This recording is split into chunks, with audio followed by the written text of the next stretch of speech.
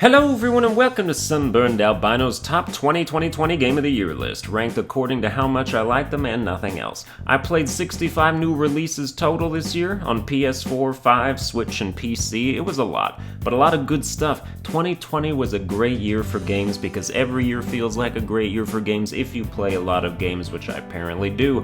This will mark my 5th anniversary of Game of the Year lists, which we will celebrate by making another one. This time around we're keeping it simple. We got the initial top 20 list, then afterwards we'll have a few honorable mentions. Still a big chonky video for y'all, let's tarry no longer. Number 20, Kingdom Hearts Melody of Memory. As a musician, rhythm games are my jam. I await your applause. And while generic rhythm games you play with a regular controller don't usually interest me, apparently all you have to do is give it a coat of Kingdom Hearts paint for me to memory dive right in there. I like the gameplay functionality, having 3 interchangeable attack buttons to combat the onslaught of enemies traveling down the staff, with special inputs to perform other moves. If any franchise deserved a music showcase, Kingdom Hearts is near the top of the list, and it's absolutely chock full of wonderful copyrighted hits to demonetize your stream and this video if I wasn't careful. Number 19, Astros Playroom.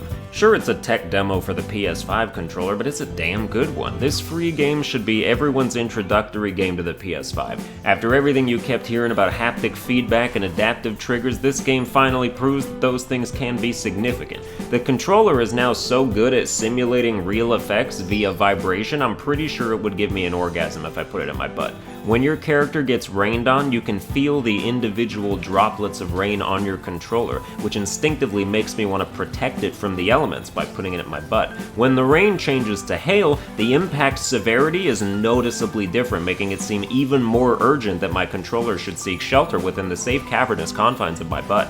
Astros Playroom is also just a fun platformer collectathon, and it took like 4 hours to platinum. Number 18, Animal Crossing New Horizons. Certainly COVID-19's game of the year, Animal Crossing released at just the right time to provide a distraction from everyone losing their jobs and uncles by delivering the escapist, deserted island fantasy so many people just found out they craved. Its slow burn daily dosage of content prompted many people to time skip, aka cheat, and burn themselves out much earlier than intended, quitting after a month or 2 instead of the average 3 or 4. Of course, there are people who still play this game consistently since launch because they'd rather do that than face their inner demons. I'm not here to judge people, even if I usually act like it. Number 17, Resident Evil 3. I played this game for about 3 hours, and from what I understand, that means I was almost done. Resident Evil 3 is still a very enjoyable experience, even if it's a midget compared to the last one. Still one of my favorite formulas now as far as game mechanics go. The shambling headshot-centric gunplay combined with the exploratory upgrade hunting is a bilingual beast that beckons me repeatedly.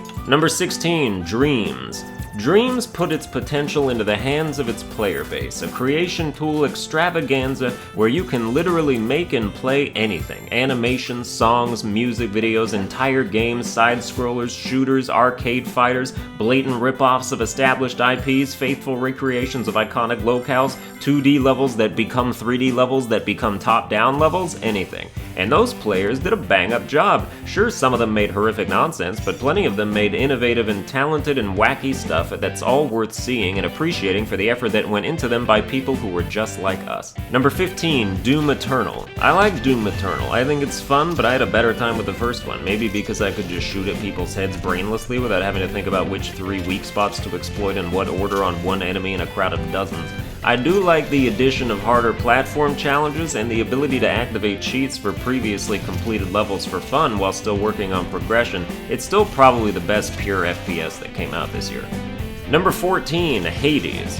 Hades is probably overall the best indie game released this year, with a very compelling roguelike loop and a ridiculous degree of challenge to it. Most of my time with it was right when it first entered early access. It had plenty of pedigree associated from the get-go and quickly became generally beloved by the indie community, though I feel like the praise has since gotten a bit overzealous, especially with its Game of the Year nomination. Like, yeah, it's good, and damn so, but in my view there are only 3 or 4 games this year that I deem worthy of that title regardless of the competition, and Hades falls plenty short of that.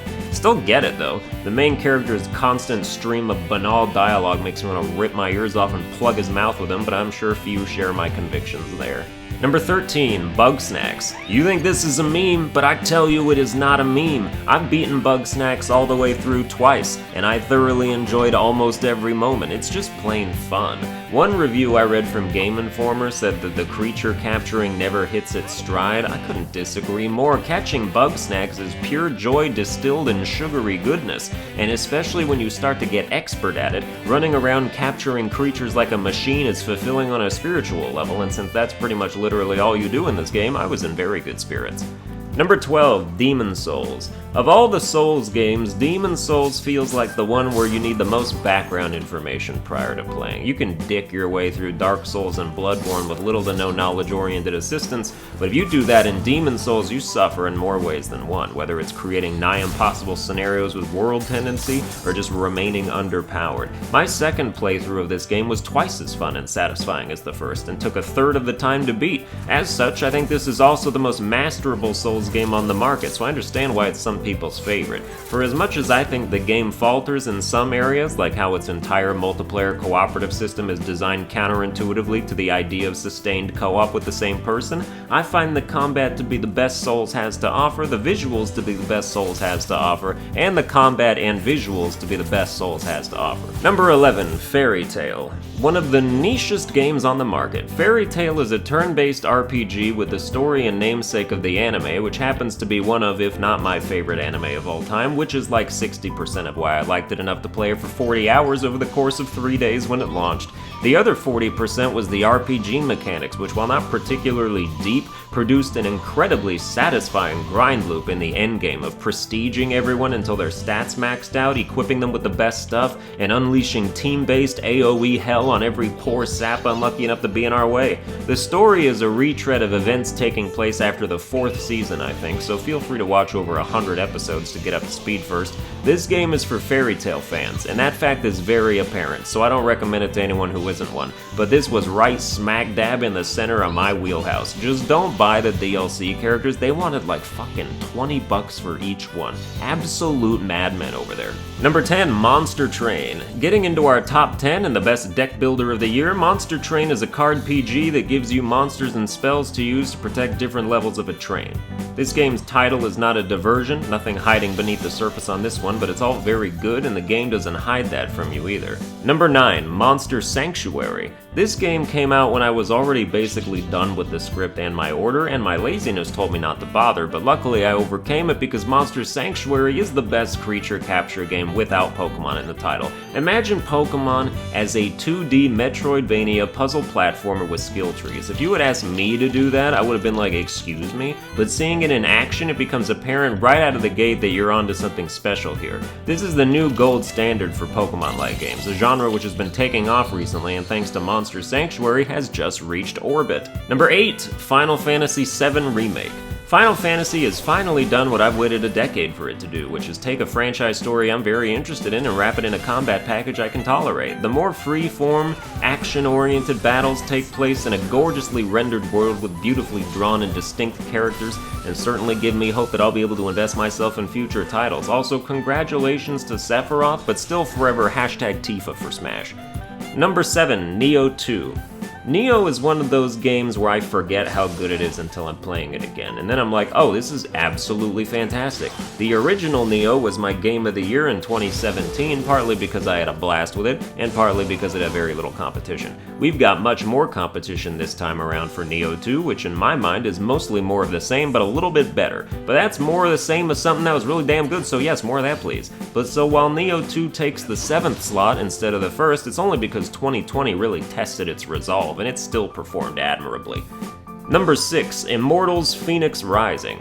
Breath of the Wild clone, they said. Random Ubisoft reveal a year ago no one cares about, they said. You may still know this game as Gods and Monsters if you haven't followed it since that admittedly nothing reveal at last year's E3. It gave us no reason to pay any sort of attention, but once we started getting closer to release, it started to become hailed as just another Breath of the Wild clone, especially after Genshin Impact had just come out as another Breath of the Wild clone. People were extra sensitive to Breath of the Wild clones. But while the foundation is a very similar foundation, to me it meets or exceeds every bar set by its inspirational predecessor. Combat is much more fluid, varied, and mobile. I find the puzzles to be more enjoyable. The upgrade mechanics are inarguably deeper and very satisfying. I believe Immortals is the most underrated slept-on game of 2020, and I fully recommend it to anyone with a single open-world bone in their body, especially the way the main quests and random exploration feed into each other, because you can start a main quest after like 5 hours of exploring and find out you already did what you would have needed to do for that quest. One of the gods is like, I need you to defeat the terrible Hydra, and your character's just like, oh neat, I did that already, and the god is just like, oh, okay,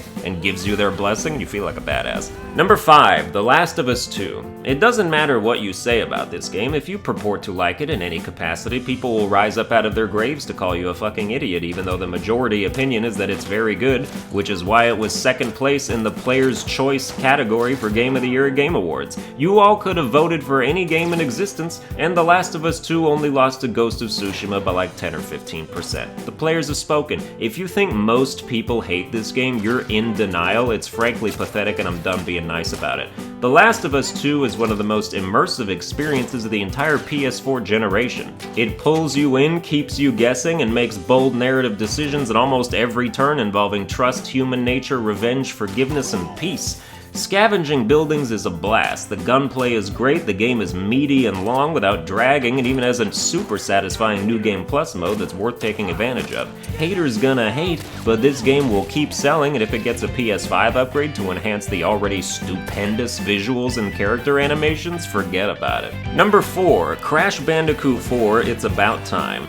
Best Crash game ever by a mile. Crash 4's unique mechanics, the new masks, the different playable characters, the smooth as hell action, and the absolutely ridiculous amount of things to collect made this a joy to platinum for almost all 70 of the hours it took to do so. The developers knocked it out of the park with a game so much bulkier than it had any right to be, and while some people think it's too recycled if you want to collect everything, I happen to think recycling is good for the environment, especially when working with such quality material in the first place. Number 3, Ghost of Tsushima. It was a good year for open world games, even the ones I didn't play, but luckily Ghost of Tsushima was at the top of my anticipation list before launch, so I could make damn sure I didn't miss out. The combat is to die for, and most of your enemies will. I haven't tried the multiplayer mode because I was done before it launched, but Ghost of Tsushima's single player offerings are more than enough, and the game is top tier quality front to back.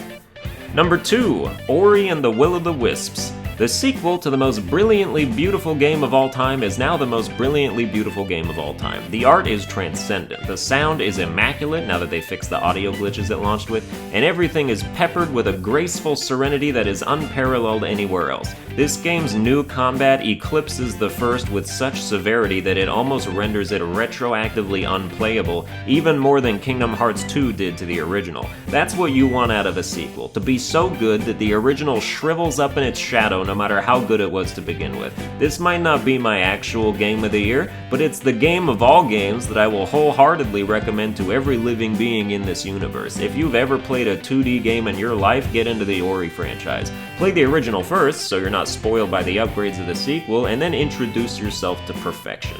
Number 1, Cyberpunk 2077. I don't play by the Game Awards rules. If you came out this year, you're in this year's list, and if you're Cyberpunk 2077, you're under a lot of pressure right now with all the people unhappy with the glitches and whatnot, but it's telling that that's the only thing I'm hearing about, the glitches. And are they egregious? Sure are. Do they make a significant impact on the gaming experience? Sure do. Is Cyberpunk 2077 still Game of the Year? Sure is.